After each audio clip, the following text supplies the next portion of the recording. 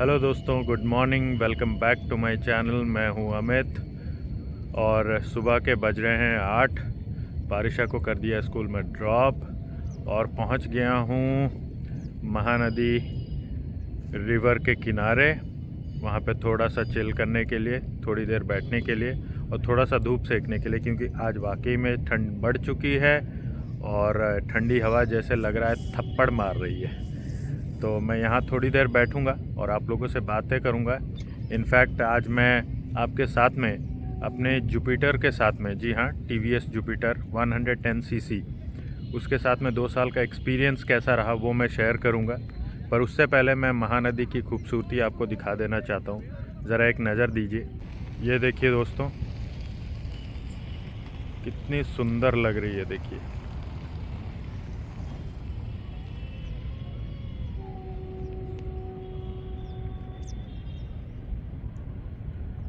जहाँ तक नज़र जाती है वहाँ तक महानदी ही महानदी है। और ये यहाँ पे छोटा सा आइलैंड है, ये देखिए।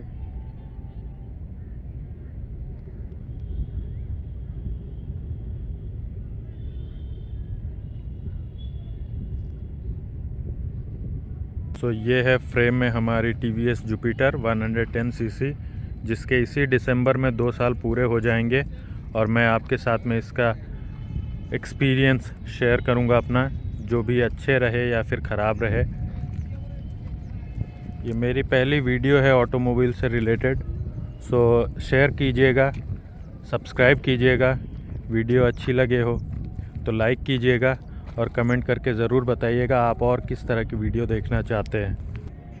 सो इस वेरिएंट के बारे में अगर मैं बताऊं तो ये बेस से एक ऊपर वाला मॉडल है, जिसमें अलॉयज़ लग के आते हैं, क्योंकि जो बेस मॉडल है उसमें रिम वाले थे, तो इसलिए मैंने इस वेरिएंट को ऑप्ट किया। और टायर्स इसके हैं 12 इंच के। सामने से ये ऐसी दिखती है। एलईडी हेडलाइट है, हैलोजन इंडिकेटर्स हैं। उसके बाद में आते हैं इसके मीटर की तरफ, तो ये इस तरह से है, डिजिटल है नहीं, एनालॉग है। देख लीजिए, ये पावर मोड है, इको मोड है, और ये स्टैंड सेंसर वाला फंक्शन है, जो आपकी गाड़ी अगर स्टैंड में रहेगी तो स्टार्ट नहीं होगा। रनिंग हो चुकी है, देखिए 18,834 किलोमीटर, जो कि ये कम है, क्योंकि मैं बताऊंगा क्यों कम है। इधर पे आ जाएं तो ये पास का स्विच है, ये है हॉर्न का, ये इंडिकेटर राइट लेफ़्ट, और ये है इंजन स्टॉप स्टार्ट, और ये है सेल्फ स्टार्ट, जो कि अभी भी काम कर रहा है, ऐसी कोई दिक्कत नहीं है इसमें। एक चीज़ की जो सबसे ज़्यादा इसमें ज़रूरत थी, जो कि अपर वेरिएंट में आ रहा था, वो है फ़ोन को चार्ज करने का सॉकेट, जो कि मैंने इस पे इंस्टॉल करवाया था शोरूम से ही, क्योंकि ये मुझे बहुत ज़्यादा ज़रूरी होता है, क्योंकि मैं स्कूटर से बहुत ज़्यादा ट्रैवल करता हूँ और मोबाइल की बैटरी डाउन हो जाती है तो मुझे चार्ज करना में दिक्कत होती थी, तो इसलिए मैंने इसको इंस्टॉल करवा लिया था। एक चीज़ सामने से बताना भूल गया, इसके ये जो साइड गार्ड्स हैं ये मैंने लगवाए थे शोरूम से ही, और इसके एक साइड पे नहीं है। वो भी क्यों नहीं है वो भी मैं बताऊंगा आपको। अब आ जाते हैं हम साइड पे। साइड पे कुछ इस तरह से कंडीशन हो रखी है इतना रनिंग करने के बाद में। यहाँ पे स्क्रैचेस आए हैं, ये भी क्यों आए हैं मैं बताऊंगा, डिस्क्राइब करूंगा पूरा। और मैं दिखाता हूँ आपको इसका डिक्की का स्पेस। इसको करते हैं ओपन। यह है डिक्की का स्पेस, जिसमें फ़िलहाल तो जैकेट रखा हुआ है, और यहाँ पे आप एक हेलमेट आराम से रख सकते हैं, वो चाहे बड़ा साइज़ का हो या छोटा साइज़ का। और यहाँ पे कुछ स्पेस दिया गया है, आप चाहे अपना सेल फ़ोन रख सकते हैं, या फिर आपका टूल किट जो होता है वो कभी कभार यहाँ से खिसक जाता है। पहले तो यहाँ लगा रहता है, तो कुछ टाइम बाद में ये रबर्स क्या होती है, ढीली हो जाती है, तो वो खिसकने लगता है, तो मैंने उसको निकाल के इसमें रख दिया है। तो आप भी रख सकते हैं, वरना आप यहाँ पर रखिए, कोई दिक्कत नहीं है। यहाँ पे आप अपना मोबाइल, पर्स या जो भी चीज़ें हैं, ज़रूरी चीज़ें, आप यहाँ रख सकते हैं। ख़ासकर लेडीज़ जो कि most of the time purse अगर कैरी ना करती हों, तो वो लोग यहाँ पे प्लेस कर सकते हैं अपने फ़ोन्स और वॉलेट्स। और ये सीट कवर भी मैंने वहीं शोरूम से लगवाया था, क्योंकि इसके नीचे का सीट कवर जो था वो सिंपल ब्लैक था और ऊपर में कवर लगाना ज़रूरी है, क्योंकि वो टाइम के साथ साथ बार बार यूज़ होने से थोड़ा फटने भी लगता है।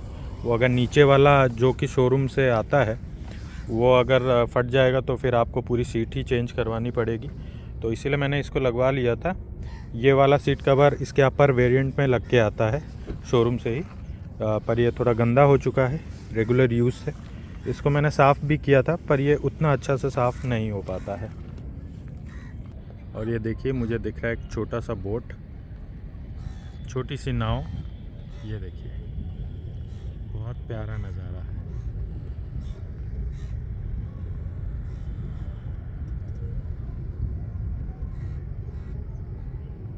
सो ये था एक ठो वॉक अराउंड, छोटा सा वॉक अराउंड हमारी TVS जुपिटर 110 सीसी का। और अब मैं बताऊंगा आपको इसके प्रोज़ और कॉन्स।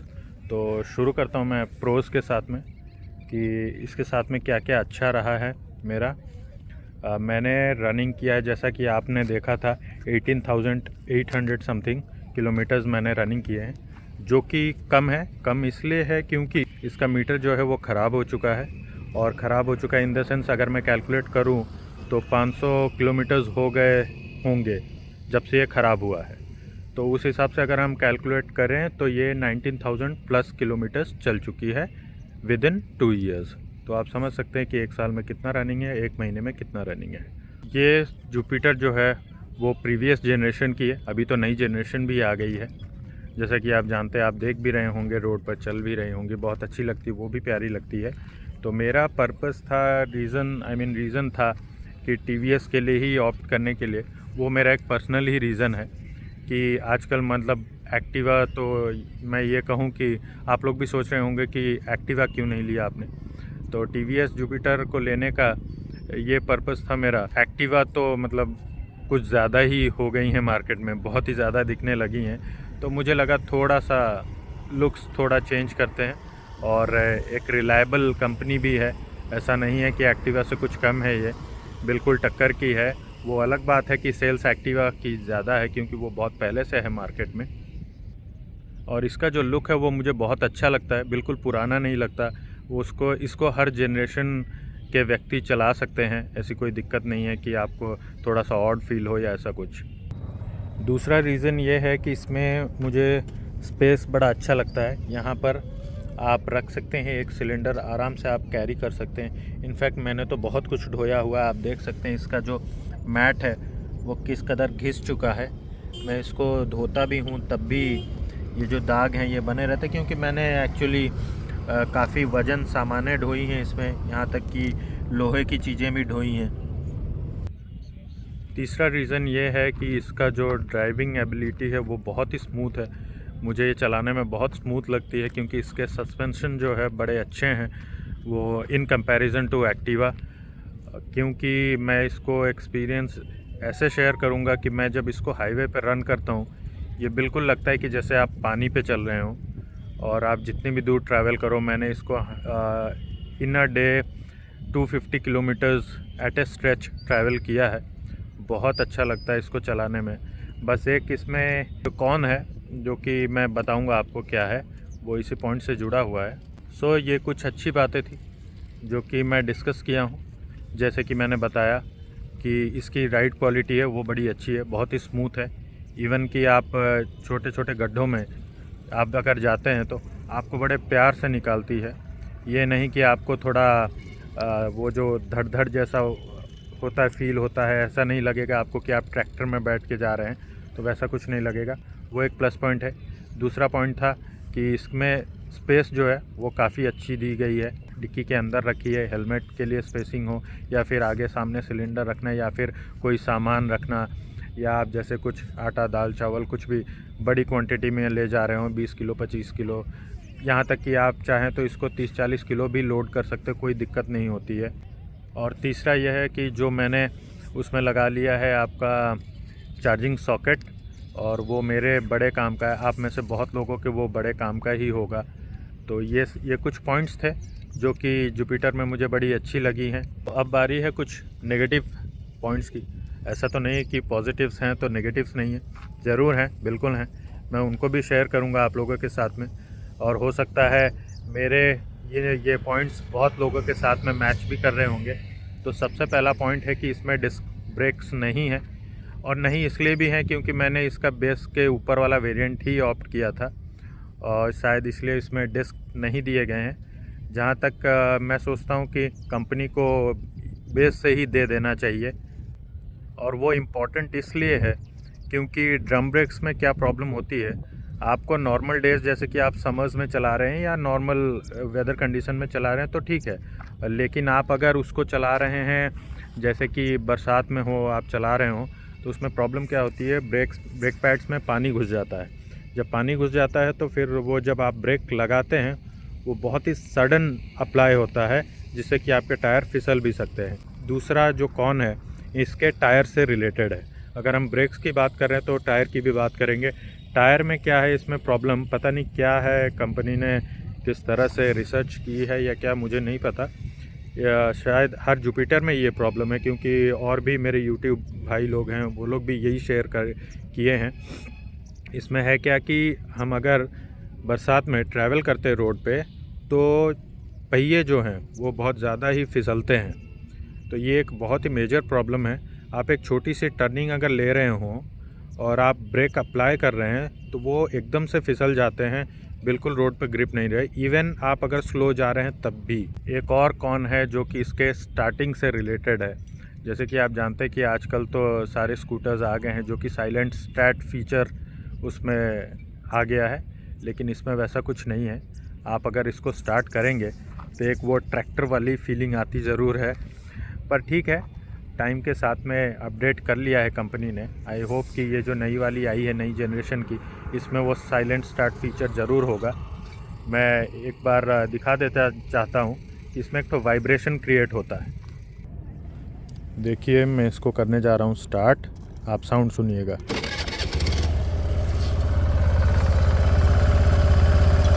आई होप आपको सुनाई दे रहा होगा कितना लाउड साउंड है।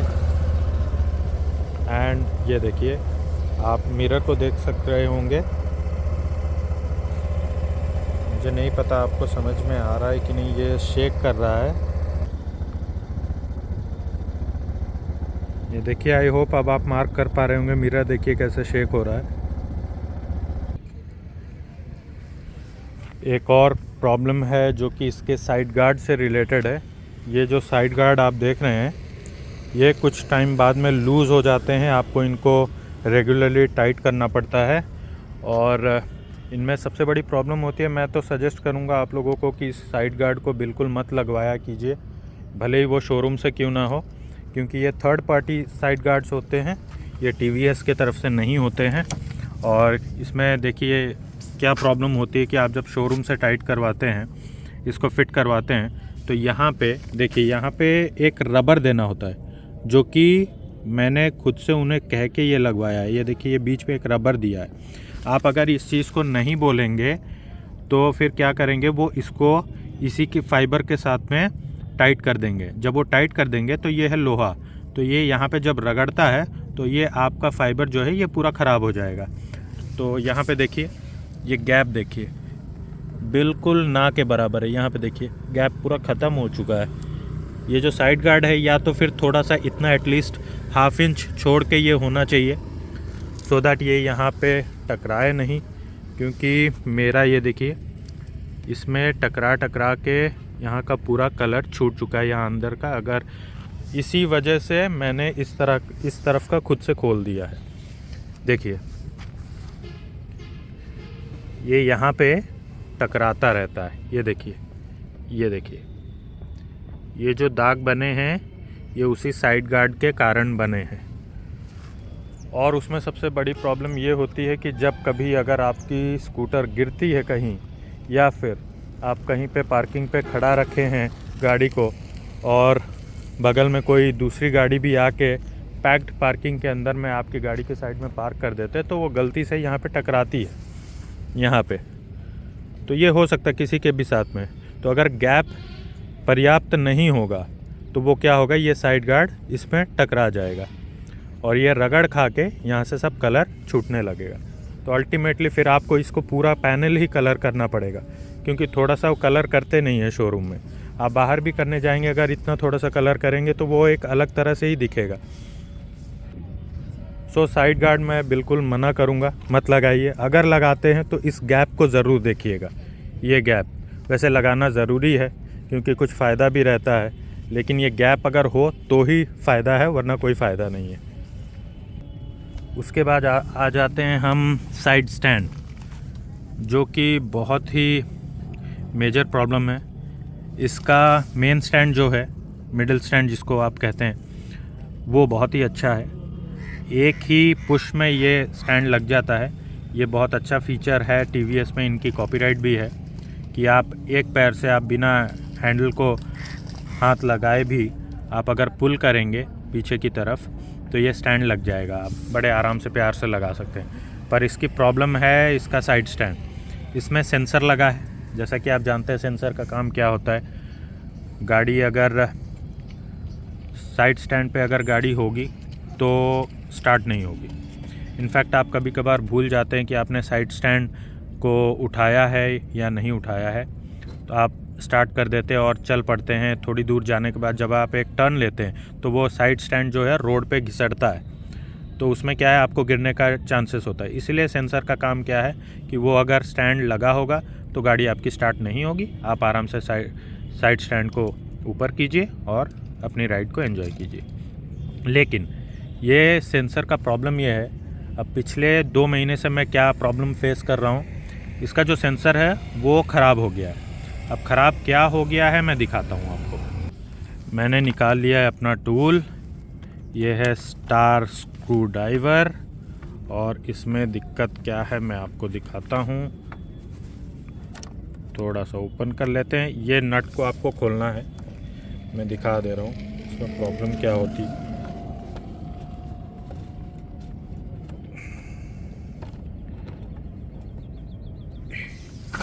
ये है इसका सेंसर।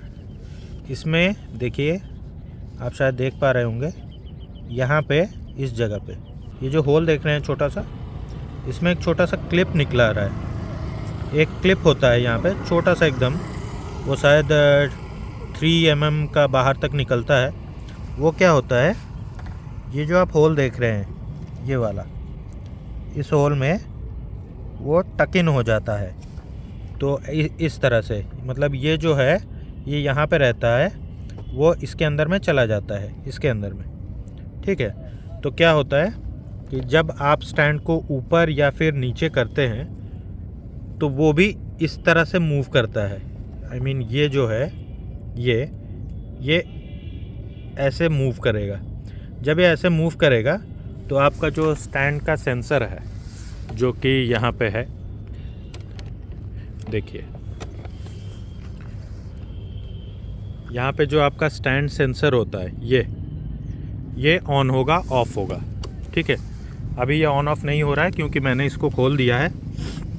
तो ये है दिक्कत। अब ये टूट चुका है तो इसमें हो गई ये प्रॉब्लम। तो मैं इसको अभी जुगाड़ से चला रहा हूँ। कुछ दिन बाद में मैं इसकी सर्विसिंग करने लूँगा और मुझे सेंसर को चेंज करवाना है, और भी काफ़ी काम है जो कि मुझे करवाना है। ऐसा हो रहा है पिछले 2-3 महीने से कि मैं कहीं गया हूँ, मैंने साइड स्टैंड में गाड़ी रखी है, फिर उसके बाद आके जब मैं उसको स्टैंड को उठाता हूँ तो वो जो सेंसर वाली लाइट है रेड, वो जली ही रहती है। और वो जब तक ऑफ़ नहीं होगी साइड स्टैंड सेंसर की लाइट, तब तक आपकी स्कूटर स्टार्ट नहीं होगी।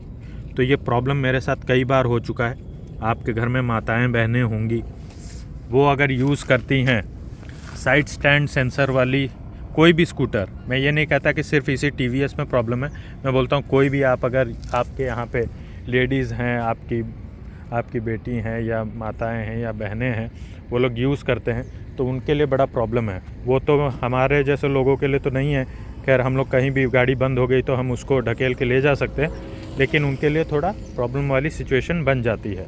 सो इस प्रॉब्लम के साथ में मैंने डील करना सीख लिया है।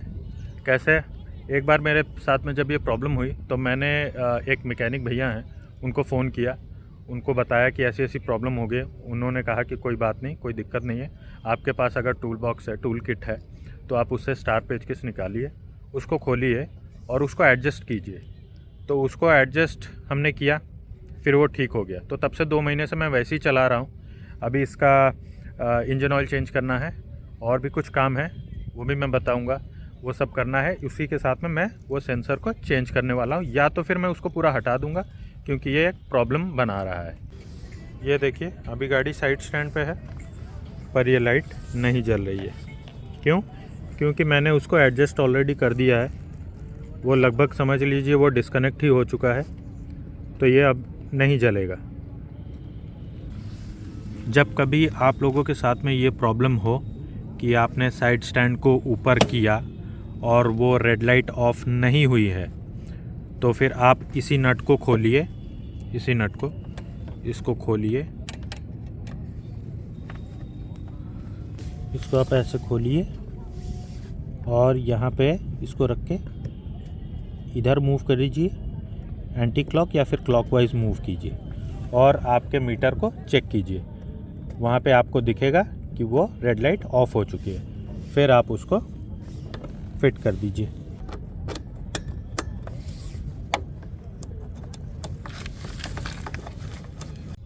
सो ये थी कुछ खट्टी मीठी यादें हमारी जुपिटर के साथ में। लेकिन मैं बोलूँगा कि इसकी राइड क्वालिटी बहुत अच्छी है, वाकई बहुत अच्छी है। आपकी इसकी सीट की कुशनिंग जो है वो भी बहुत अच्छी लगेगी। आपके पास में अगर 125 सीसी है जुपिटर की, तो वो तो और भी अच्छा, सोने पे सुहागा स्पेसिंग के मामले में। आप आराम से एक फैमिली, जो कि बीच में एक बच्चा अगर 10-12 साल का भी हो, वो भी आराम से बैठ के जा सकता है। तो उसकी लंबी सीट होती है, लेकिन उसमें भी एक प्रॉब्लम है, उसका फ्यूल टैंक जो कि इसके नीचे होता है, यहाँ पे होता है इसके नीचे, और उसका जो फ्यूल भरने का जगह होती है वो यहाँ होती है। इसके नीचे होने का प्रॉब्लम ये होता है कि आप कहीं अगर ब्रेकर से निकल रहे हैं जो कि थोड़ी ऊंची है, तो वो टकराता है, यहाँ पे टकरा के उसका ख़राब होने का चांसेस है, यहाँ तक कि फटने का भी चांसेस है। ज़्यादा बार अगर टकराएगा तो वो रस्ट लग सकता है, वहाँ से स्क्रैचेस हो जाएंगे, फिर कभी वो लीक भी कर सकता है। तो इसीलिए 125 वो आपकी चॉइस पे डिपेंड है कि आप कैसे एरिया में रहते हैं, किस रोड पे, किस तरह की कंडीशंस पे आप ट्रैवल करते हैं, वरना वो आपके लिए 125 सीसी वो बेस्ट है। सो ये थी कुछ खट्टी मीठी यादें। महानदी के पास में खड़े होके मैंने ये वीडियो शूट कर लिया है। आपको कैसी लगी महानदी ज़रूर बताइएगा, और मेरा वीडियो पसंद आया हो तो लाइक कीजिए, सब्सक्राइब कीजिए, कमेंट कीजिए, औरों के साथ भी शेयर कीजिए, ताकि ये जो प्रॉब्लम मैंने डिस्कस की है स्टैंड सेंसर से रिलेटेड, ये आपकी माताएं बहनों को भी आप थोड़ा ट्रेन कर दीजिए। अगर वो इस तरह के स्टैंड सेंसर वाले स्कूटर्स यूज़ करते हैं, मैं पर्टिकुलर किसी कंपनी के बारे में नहीं बोल रहा हूँ, ये जहाँ भी सेंसर्स लगते हैं तो वो सेंसर क्या है कि ख़राब होते हैं। तो आपको भी ट्रेन रहना पड़ेगा इस चीज़ को कैसे आप डील करें, वरना कहीं भी आप प्रॉब्लम में पड़ सकते हो सकता है आपके आसपास कहीं पे मैकेनिक्स अवेलेबल ना हो दूर दूर तक, तो इस तरह की चीज़ें आप हैंडल कर सके। सो वीडियो कैसी लगी ज़रूर बताइएगा। वॉक अराउंड के वक्त आपने कुछ शायद डेंट्स देखे हैं, नोटिस किए होंगे, वो कैसे पड़े और मैं उनको क्या करने वाला हूँ वो मैं डिस्कस करूँगा अगली वीडियो में। अब स्टैंड सेंसर के बाद में एक और प्रॉब्लम है, जो कि अगेन मैं बोलूँगा एक मेजर प्रॉब्लम है, तो वो है ये इसका लॉक जो है यहाँ से यहाँ कनेक्टेड है फ्यूल टैंक के साथ में, तो ये भी हो चुका है ख़राब। क्यों ख़राब हो चुका है? क्योंकि ये चाबी कभी कभार टाइट रहती है, इसको मूव करने में दिक्कत होती है, तो ये पूरा जाम हो चुका है। पता नहीं ये इसके हर वेरिएंट में ये प्रॉब्लम है कि इसी में है। एक बार मैंने दिखाया था अपने पास वाले मैकेनिक को, उसने कहा था कि इसको चेंज ही करना पड़ेगा, वरना इसका कोई और इलाज नहीं है। इसमें प्रॉब्लम क्या होती है मैं दिखाता हूँ। जैसे ही आप फ्यूल टैंक को खोलते हैं, देखिए फ्यूल टैंक खुल गया। इसमें आप देख पा रहे होंगे ये जो यहाँ पे एक तो लॉक है, ये क्या होता है, ये लॉक आप जब इसको बंद करते हैं यहाँ पे ये फंस जाता है और वो लॉक हो जाता है। लेकिन ये देखिए ये देखिए एक छोटा सा पिन टाइप का निकला हुआ है, ये वाला, ये दिक्कत है, ये अंदर ही घुस के रह जाता है। इसमें प्रॉब्लम क्या होती है, अब ये लीड लगेगा नहीं। देखिए, मुझे नहीं पता आप में से कितनों को ये प्रॉब्लम होती है। ये देखिए, मुझे तो बहुत प्रॉब्लम होती है जब भी मैं इसका पेट्रोल डलवाता हूँ और मुझे वहाँ पे थोड़ी देर तक मशक्क़त करनी पड़ती है। क्या मशक्क़त, इसका भी मैंने जुगाड़ निकाला, इलाज। आप चाबी लीजिए, या अगेन मैं बोलूँगा कि आपका टूल बॉक्स से निकालिए पेचकस और इसको इस तरह से पुश कीजिए अगेन एंड अगेन। थोड़ा टाइम लगेगा, देखिए बहुत दिक्कत होती है। कितना टाइम लग रहा है आप कल देखिए।